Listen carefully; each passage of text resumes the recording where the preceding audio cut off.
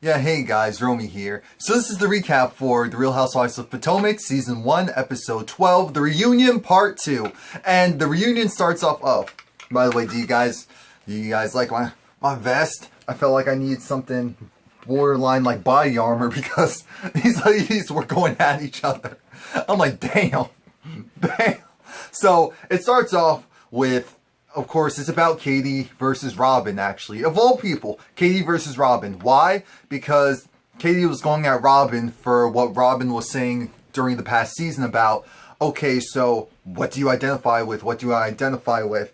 Are you a black woman? Are you a black woman? Is this a white thing? Like, all of those things culminated into Katie lashing out at Robin. And we have to keep in mind that Katie, because of the fact that she just officially called off her engagement to Andrew last night, as far as they're concerned on this reunion, she's still very emotional. And that's why she's going at Robin so hard. Because really, it's not necessary for her to go at Robin like that. Robin wasn't doing it in a malicious way. Katie was trying to say how, when you talk, because Charrisse chimed in, it was actually like, when you're talking about someone's what they identify with and then with their kids, I don't think is appropriate and hard for them. I'm like, look, we know what the situation is.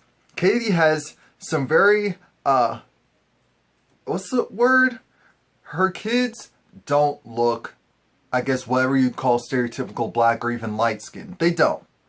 So as a result, Katie just has it where they're just her kids, they're just her babies. Once they grow up and get older, if they want to identify as black, or if they have more very clear defined black features, then yeah, they're black. If not, then they're black, but maybe they're also... See, that's the gray area, because really here in America, as long as you're part black, you're black. That's really how it works here in America, as far as categorizing people. As long as you're part black, you're black. Even if you don't look black, as long as you have some black in you. That sounds crazy. As long as you have some black in you, you're black. So that's going to be interesting. I would actually like to see how that were to turn about once Katie's kids get older, because that's really important. Now, Ashley comes out of nowhere and is trying to say how, well, you know, these two ladies on this side talking about race and all that, and yet they've adopted some of the most European, or they themselves have some of the most stereotypical European features, and then added it on or accentuated it by getting the blonde hair, the bleached blonde hair, and all this stuff. And I'm just like, Ashley, you're reaching. You're reaching. I understand what you're trying to say. I understand why you're saying that, especially when they're talking about your hair and when your hair is natural and all that. But here's the thing, Ashley. Here's the thing. It's not as serious as you're trying to make it to be. It really isn't. And so that's why I can't be on your side with that. Because I'm like, look, they're going to do whatever they want to do, just like you did whatever you wanted to do this whole entire season, as it pertains to looks, race, as it pertains to your personality, as it pertains to your sexuality. So they're not denying that they're black. It's the polar opposite. They're borderline shoving it down your throat. And again, I do understand where Robin was coming from, because even though Robin is around all types of people, as you will, she is just saying, okay, Michael touching Andrew's butt, she's just looking at it from her perspective and the men in her life in general, and it's like, she doesn't know any of them that would go and do that and think that it's okay or cool. And so that's why she made the comment. She wasn't, it was partially sarcastic, but she definitely was also serious at the same time, where it's like, is that kind of how it goes? Because she was like, you know, for black guys, African Americans, whatever, usually give dap, show love in different ways, but, you know, grope or fill up a guy's butt. Yeah, unless you're in sports, because if you're in sports and you're in the locker room, then really all bets are off. Aside from that, I do get what she was trying to say. And again, this whole thing was blown out of proportion. There was no reason to really make a comment because it was unnecessary. I felt like they needed to say something just to say it. I feel like they wanted to nitpick, and so that's why they even brought it up. Like I was saying, it wasn't that serious. They're trying to make it bigger than what it actually was.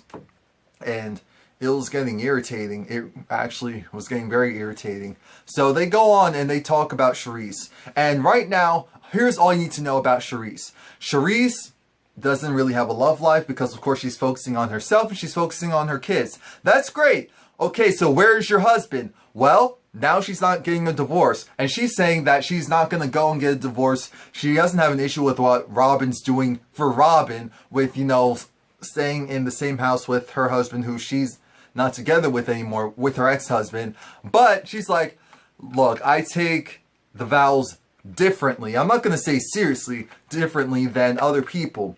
So she basically just put it out there. Eddie's going to have to divorce her ass because she's not going anywhere. And she was saying how when she originally commented on her marriage, she was angry about saying, you know, I might have to get a divorce. And then she like changed her mind the next day. It's just that she never really vocalized it. But of course she's not happy. Things aren't great. And right now we just feel like, okay, Charrisse is putting up a front. She doesn't know what's really going on with her marriage because it's apparent, because she even admitted it, that she's not talking with her husband. She doesn't really speak to her husband about serious matters. And we're just saying to ourselves, wait a minute. How does that make sense? So you talk about everything, you talk about the weather, you talk about your kids, and then that's it. Like, what's really going on? I mean, she must have thought we were 10 shades of stupid. 10 shades of stupid. I like that. It doesn't make sense. Exactly. Because it doesn't make sense. 10 shades of stupid for us to believe that. And then she goes after Giselle. I'm like, damn, I felt a little bit, just a little bit bad for Giselle because everyone was kind of coming at her. It's not like it wasn't necessarily warranted because Giselle does love to accentuate? Yeah, we'll use that word. Her opinion, or voice her opinion. Well, we can at least say that. Voice her opinion in most matters, and that's what happens when you consistently voice your opinion. You could get some flack, and the fallout from it is, you know what? Maybe people just won't feature me as much as I think that they should. And that's just her issue, because she has this look of, Schmurf? Like, how are people not reacting a certain way to what I'm saying? It's like, they have the right to, so they're going to do it. That's just how this is. This is just how it works. Just like when people say things that you don't like, you react to it.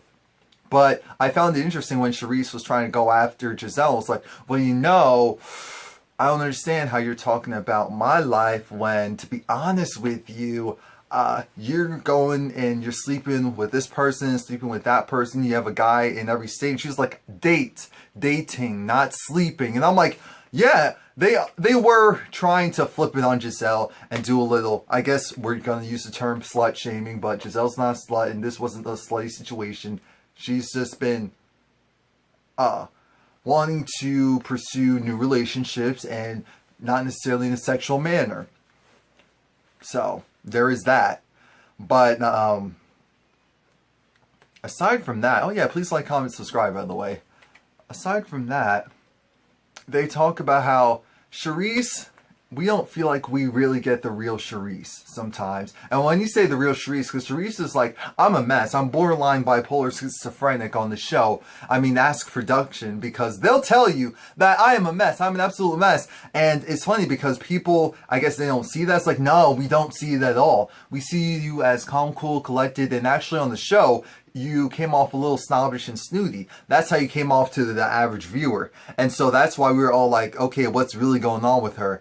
Because she's saying she's one way, we're not seeing it. When she was having fun, we were having fun. When she was letting loose, we were having loose. When she was just like, we were just like, in regards to her. So that's why, that's how it was. And it's interesting that Charrisse and Katie got closer.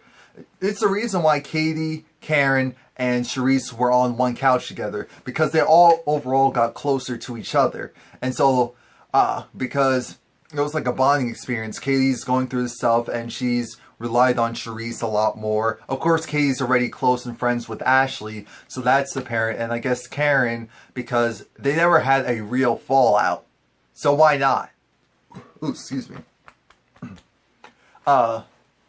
They're saying, okay, so was Andrew scared off? Well, I don't think Andrew was scared off. I feel like Andrew knew what it was. Katie wanted to be married. She made it very obvious. And it was up to Andrew to not want to be married.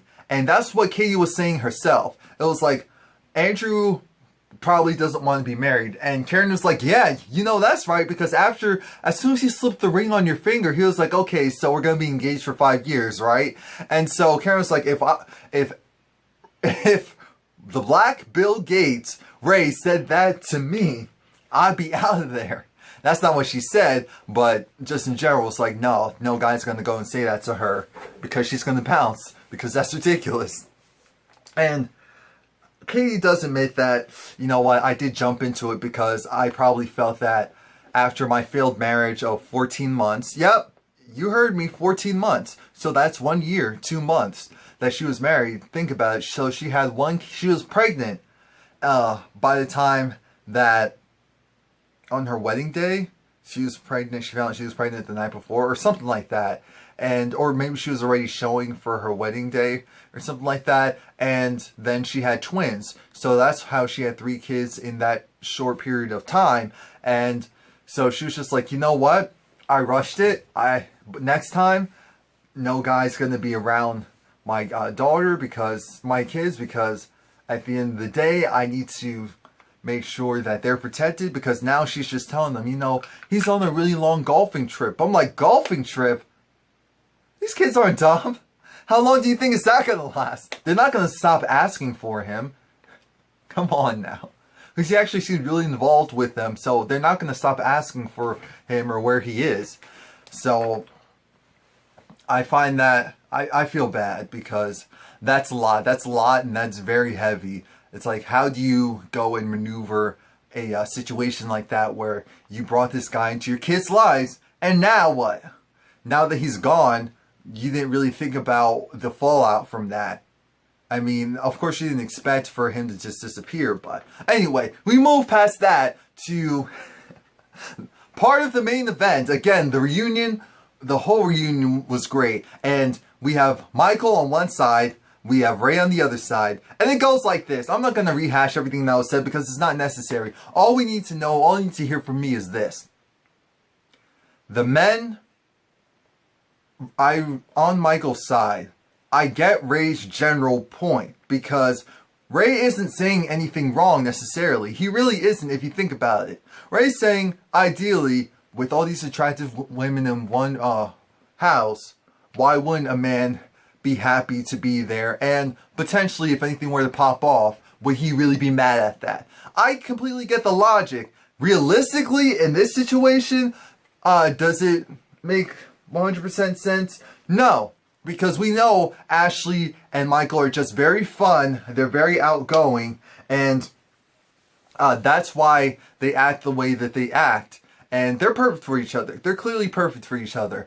And so that's why I'm thinking to myself, okay, I understand Karen and Ray are very different, but Charrisse was fine with it, because Charrisse said she was cool with it. She likes Michael. She was cool with it. He didn't make her feel uncomfortable. Robin said the same exact thing. Ashley was like, it was on the last day. And of course, Ashley didn't just invite him to come down. He wanted to surprise her. So put that on him, if anything. If anything. Again, it is also his house. So it's very hard to... It's a very sticky situation. But what I'll say about this is that at the end of the day, it was his house. Ashley didn't invite him. He did, I think, give her a quick heads up so that he would go and meet her at the club. So I do feel like if she knew at all that he was going to get there at some point, that she could have told the ladies so that they at least weren't blindsided. That's what I will say, because I don't care what anyone says. You don't blindside people, because you get that type of reaction when you blindside people. And that's how I feel about it. And then they also talked about how Giselle was kind of hinting at, oh, well, Michael being gay. And of course, no one thinks Michael's gay. And Giselle was just like, you know, I didn't say that. And it's like, okay, you didn't say that, but... Or she didn't want to comment on it. And it was just like, okay, so do you think it? Do you think it? Because you hinted at it, essentially. So do you think it? I mean, really, that's the most important thing. Do you think it? Do you think it? Do you think it? And of course, she's pleading the fifth. She's pleading the fifth. And it's like, then why did you say it? Why did you say it? I'm like, all right, Giselle, out of all the times that you normally have a rebuttal, this is the one of those rare times when you say nothing. Come on now. Anyway, they move on past that one because, again, Ray was trying to get bulk of... that was irrelevant. So I'm definitely on Michael and Ashley's side. I do see how if anyone was like, at least if we knew about it, they didn't bring it up like that, but I'm saying, at least just tell them like, okay, I think he may come down. It's the last night, and he's going to come down. He's going to be in the house. He'll be separated from everyone else. I'm just letting you guys know. Sorry that it happened because I said it was a girls' weekend, but here's what it is. It's like, okay. Now, we're going to move past that because I talked way too long about that. We're going to now Giselle. Giselle and her love life, her family life, her current situation.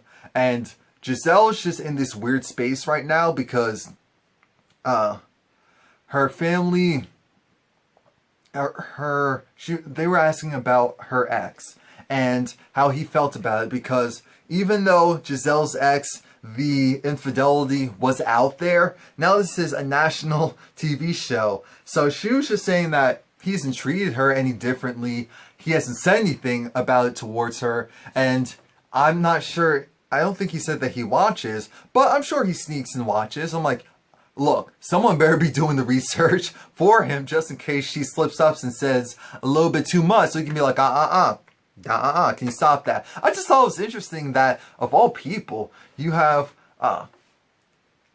this weird fallout between Charrisse and Karen. I get that they probably weren't as close as Karen thought that they were, but I thought it was interesting how Charrisse just didn't really seem interested in having to hear what anything that had to do with Karen. I found that very odd. Now, essentially it comes off about, okay, everyone's a little bit narcissistic, and Charrisse was saying how she doesn't see herself as narcissistic because of the fact that she's on this whole, well, someone who's a narcissist also values, what is it, finding the bad stuff or pointing out the bad stuff in other people in order to make themselves look better. I'm like, no, that sounds like a hater. That sounds like everything else except for a narcissist. A narcissist is just someone who is more so infatuated in love with themselves and everything that pertains to them and puts themselves first above all. Really. And that's essentially the definition that Robin picked up, because everyone's just like, Charrisse, where are you going with this? I'm like, I'm glad Charrisse was actually talking, but some of her commentary was, I don't know. Charrisse just seemed irritated, which makes sense because we find out what's really going on in her marriage. We move on past that, and alright, so as we know, well, we already figured out, Katie says that she's bisexual, and of course she's had female encounters before, and so the question was asked, who else is on the, who else is, what do you call it? Bisexual or has had a female encounter, and everyone else was like, no. Karen, she's just about the D, she's just about Ray's D. And of course Ashley was like, oh, over here. I was just like, okay, Ashley, we get it, we're not surprised, stop it. She was like, yeah, and it was actually a full-on relationship, and they were like, really, that makes from you, yes, that makes sense from you. See, I appreciate the fact that Ashley from day one has been herself. I feel like everyone we've kind of seen done almost like a 180 as far as their personality on the show from the beginning to the end. Ashley has been consistent, which is the only reason why I let certain things slide when it comes to Ashley.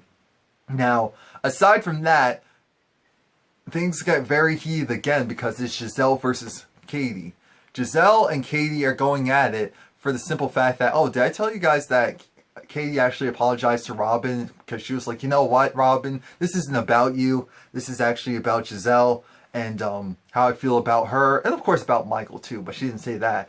So I do apologize for calling you stupid or anything like that because it's not valid, it wasn't right.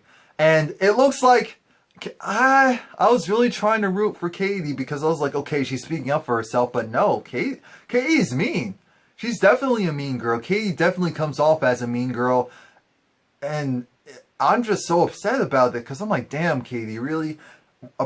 Like, come on now. You couldn't break that type of stereotype. We're talking about race relations and all that stuff. And again, I thought it was interesting how Robin and Giselle were like, why are people so sensitive about race relations or keep wanting to bring it up? It's like, hello, the current climate in America, in this country, is really heated about race. And so how are you saying, oh, why do people feel such a certain way and want to talk about it so much? Because it needs to be talked about. Now, anyway, we go back to Giselle really spilling some information about Katie that maybe Katie didn't necessarily want put out there, because Giselle was still talking about how, oh, Katie, she may or may not have been on drugs aside from alcohol. Katie was like, I pre-gamed before Ashley's party and I clearly drank with her and with everyone else while I was at the party. And Michael and I were making out. There were no drugs involved. And of course, it's very damaging to say, oh, speculate, oh, maybe she's on drugs because she has 3 kids and she has an image to uphold.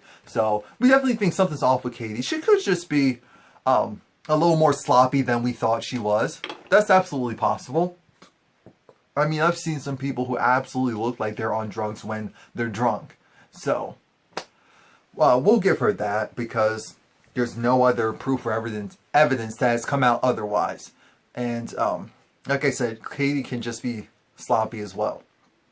Apparently, Katie, you know, she peed herself during the, them coming together to do a press release or something like that, or a photo thing, whatever it was, and Giselle put it out there, and Katie was like, she tried to play it off. I'm like, Katie, and she was like, you know, I had a mother of 3 just like you, and so how are you going and saying something like that about me, when you know it's 100% possible? It's like, no, it was a lot of it. And I'm like, okay, it probably was a lot of it. Was that necessary? No. That's the only thing about Giselle. I understand what Giselle's trying to do, try to give context and credibility to what she's saying, but I feel like some of it is unnecessary.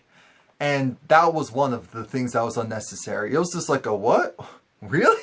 Type of thing when it came out. Aside from that, they were like, you really would have thought that they would have gone along for the simple fact that they're both mothers of 3. They both going through divorces around the same time.